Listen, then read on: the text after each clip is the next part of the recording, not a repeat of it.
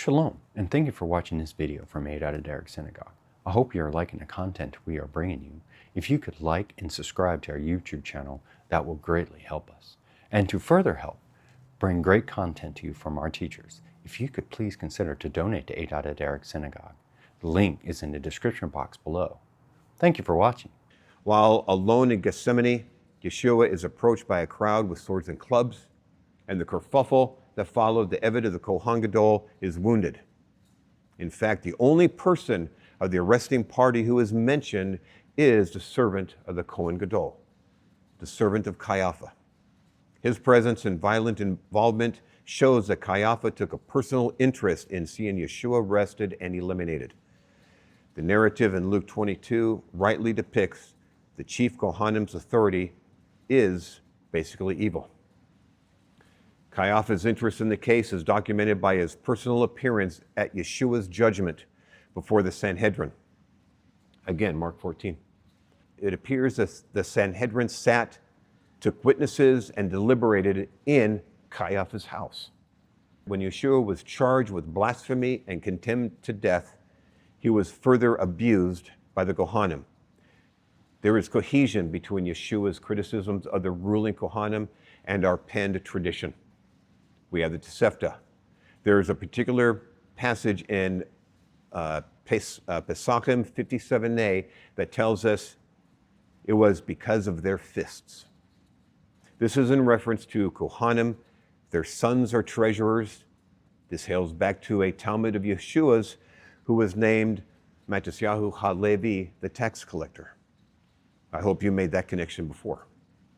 The Kohanim son-in-laws are supervisors, and their servants come and beat us with clubs. These additional documents clarify Yeshua's relationship to the establishment created by the Tzedukim and why he was arrested. Further, these are some of Yeshua's criticisms of the policies and practices of the head Kohanim. Yeshua criticized the economic policies of the Tzedukim in a statement that the sons of the king are free from the obligation to pay the yearly half-shekel temple tax. The Vineyard Midrash in Mark 12 relies on the established Tzedukim protocol to beat and kill anyone who threatens their position.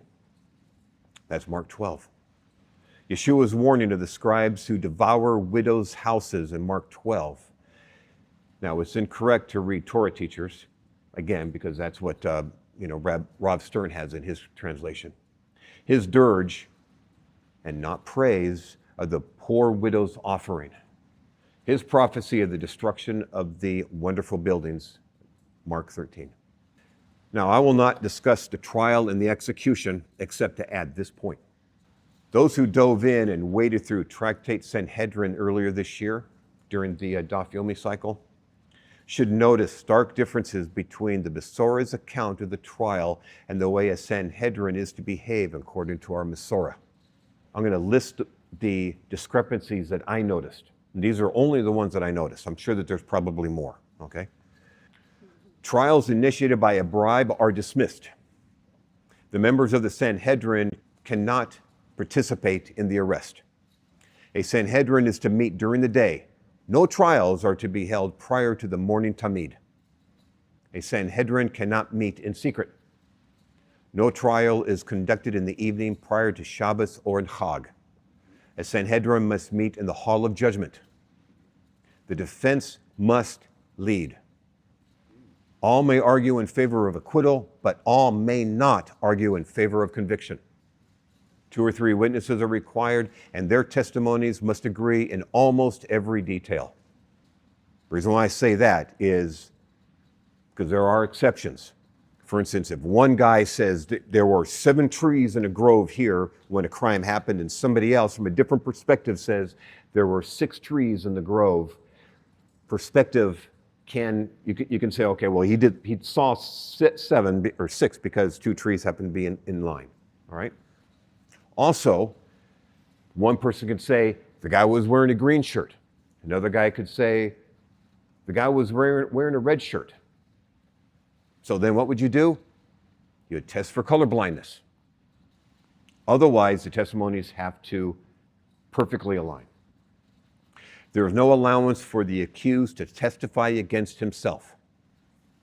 The Kohen Gadol is forbidden to rend his garments. Charges cannot originate with the judges. They can only investigate and deliberate.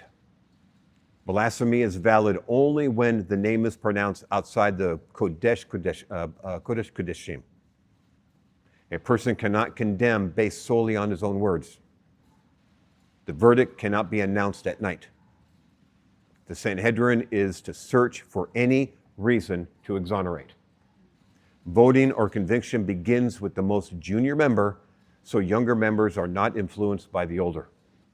A unanimous decision renders the accused innocent.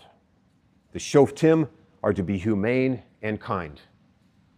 A Sanhedrin is to deliberate over the course of 2 days prior to a death sentence. If it's not a death sentence, instant judgment. The condemned are never humiliated, beaten, or scourged prior to execution. In fact, there is a suggestion that the guilty are given drugs to reduce, as humanly possible, pain associated with execution.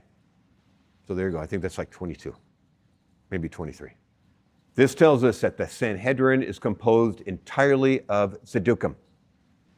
No one honored the traditions, the Torah Shebe'al Peh, the oral Torah.